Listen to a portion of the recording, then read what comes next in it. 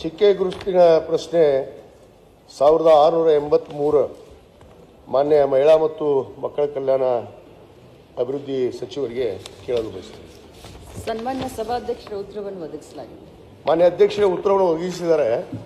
ಹೊಸ ತಾಲೂಕಿಗೆ ಇವತ್ತು ನಮ್ಮ ಸಿಡಿಪಿಒ ಆಫೀಸ್ ಮಹಿಳಾ ಮತ್ತು ಮಕ್ಕಳ ಕಲ್ಯಾಣ ಕಚೇರಿಯನ್ನು ಕೇಂದ್ರ ಸರ್ಕಾರಕ್ಕೆ ಪ್ರಸ್ತಾವನೆ ಕಳಿಸಿದ್ದಾರೆ. ಅದು ಏನೋ ಸರಿ ಅಧ್ಯಕ್ಷರೇ, ಆದರೆ ನಮ್ಮಲ್ಲಿ ಅಂಗನವಾಡಿ ಕಟ್ಟಡ ಈಗ 100 ಕಟ್ಟಡ ಇಲ್ಲ, ಸುಮಾರು 100 ಅಂಗನವಾಡಿಗಳಿಗೆ ಮಕ್ಕಳು ಅಲ್ಲಿ ದೇವಸ್ಥಾನದಲ್ಲೋ ಕಟ್ಟೆ ಮೇಲೋ ಅಲ್ಲಿ ಕೂತ್ಕೊಂಡು ಓದೋ ಪರಿಸ್ಥಿತಿ ಬಂದಿದೆ. ಚಿಕ್ಕ ಚಿಕ್ಕ ಮಕ್ಕಳು ಇರ್ತಾವೆ, ಅಲ್ಲಿ ಪರಿಸರ ಸರಿ ಇರಲ್ಲ.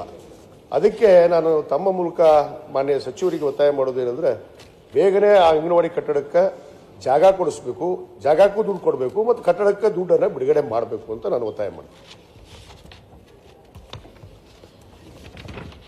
2.5 ವರ್ಷದಲ್ಲಿ ಬಹಳಷ್ಟು ಅಂಗನವಾಡಿ ಕಟ್ಟಡಗಳನ್ನು ನಾವು ಪ್ರಾರಂಭ ಮಾಡಿದ್ವಿ ಮತ್ತು ಮುಗಿಸಿದ್ವಿ. ಹಳೆ ಪೀರಿಯಡ್ನಲ್ಲಿ ಏನು ಕುಂಠಿತವಾಗಿ ಸಾಗ್ತಾ ಇತ್ತು ಅಂಗನವಾಡಿ ಕಟ್ಟಡಗಳನ್ನು ಅವನ್ನೆಲ್ಲ ಬಹಳಷ್ಟು ಕ್ಲಿಯರ್ ಕೂಡ ಇಲ್ಲಿವರೆಗೆ ಮಾಡಿಸಿದ್ದೇವೆ.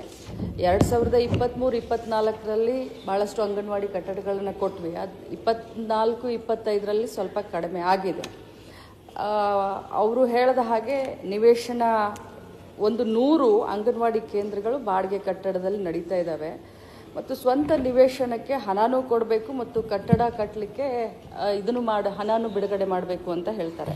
ತಮ್ಮ ಗಮನಕ್ಕೆ ತಮ್ಮ ಮುಖಾಂತರ ಅವ್ರಿಗೆ ಹೇಳಲಿಕ್ಕೆ ಬಯಸ್ತೇನೆ, ನಾವು ಏನು ಹಳ್ಳಿಗಳಲ್ಲಿ ನಿವೇಶನವನ್ನು ಕೊಡಬೇಕು, ನಮಗೆ ರೆವಿನ್ಯೂ ಡಿಪಾರ್ಟ್ಮೆಂಟ್ಗೂ ಬರೆದಿದ್ದೀವಿ ಮತ್ತು ಸಂಬಂಧಪಟ್ಟಂತೆ ಎಲ್ಲ ಜಿಲ್ಲಾಧಿಕಾರಿಗಳಿಗೆ ಈಗಾಗಲೇ ಪತ್ರವನ್ನು ಬರೆದಿದ್ದೀವಿ. 2-3 ಸರಿ ವಿಡಿಯೋ ಕಾನ್ಫರೆನ್ಸ್ ಮಾಡಿ ಬಹಳಷ್ಟು ಜಿಲ್ಲಾಧಿಕಾರಿಗಳು ಇಂಟ್ರೆಸ್ಟ್ ತೆಗೆದುಕೊಂಡು ನಮ್ಮ ಅಂಗನವಾಡಿ ಕಟ್ಟಡಕ್ಕೆ ನಿವೇಶನಗಳನ್ನು ಈಗಾಗಲೇ ಮಂಜೂರು ಮಾಡಿದ್ದಾರೆ.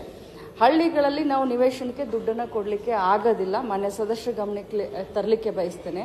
ಆದರೆ ಅದೇ ಪಟ್ಟಣದಲ್ಲಿ ನಿವೇಶನಗಳನ್ನು 50% ಸರ್ಕಾರದ ವತಿಯಿಂದ 50% ದುಡ್ಡನ್ನು ಕಟ್ಟಬಹುದು ಅಂತ ನಾವು ಮೊನ್ನೆ ಬಜೆಟ್ನಲ್ಲಿ ಕೂಡ ಅದನ್ನು ಘೋಷಣೆ ಮಾಡಿದ್ದಾರೆ. ಏನು ತಾವು ಹೇಳಿದ್ರಿ ನನ್ನ ಗಮನಕ್ಕೆ ಖಂಡಿತವಾಗ್ಲೂ ಇದೆ. ಮಂದಿರದಲ್ಲಿ ಆಗಿರ್ಬೋದು ಅಥವಾ ಕಟ್ಟೆಗಳ ಮೇಲೆ ಆಗಿರಬಹುದು, ನಮ್ಮ ರಾಜ್ಯದಲ್ಲಿ ಸುಮಾರು 69,000ಕ್ಕಿಂತ ಜಾಸ್ತಿ ಅಂಗನವಾಡಿಗಳು ನಡೆಯುವಂಥ ಹಂತದಲ್ಲಿ ಒಂದು 8,000-10,000 ಈ ರೀತಿ ಹೆಚ್ಚು ಕಡಿಮೆ ಆಗಿದೆ. ಅದು ಕೂಡ ಬೇರೆ ಬೇರೆ ಯುವಕ ಸಂಘದ ಕಟ್ಟಡದಲ್ಲಿರ್ಬೋದು, ಸಮುದಾಯ ಭವನದಲ್ಲಿರ್ಬೋದು, ಶಾಲಾ ಕಟ್ಟಡಗಳಲ್ಲಿ ಕೂಡ ನಡೀತಾ ಇದ್ದಾವೆ.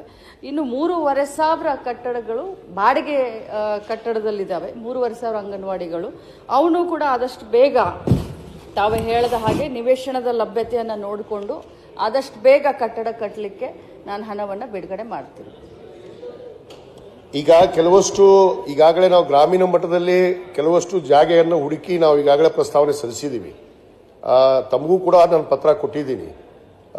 ಆದರೂ ಕೂಡ ಈಗ ಹೇಳಿದ್ರಿ ತಾವು ಭಾಳಷ್ಟು ಅಂಗನವಾಡಿ ಕಟ್ಟಡ ಮಾಡಿದಿರಿ ಅಂತ. ಈಗ 23, 24, 24, 25, 25, 26 ಇಲ್ಲಿ ನೋಡಿ ಮೇಡಮ್, ಮಾನ್ಯ ಅಧ್ಯಕ್ಷರೇ, ಕಟ್ಟಿರೋದು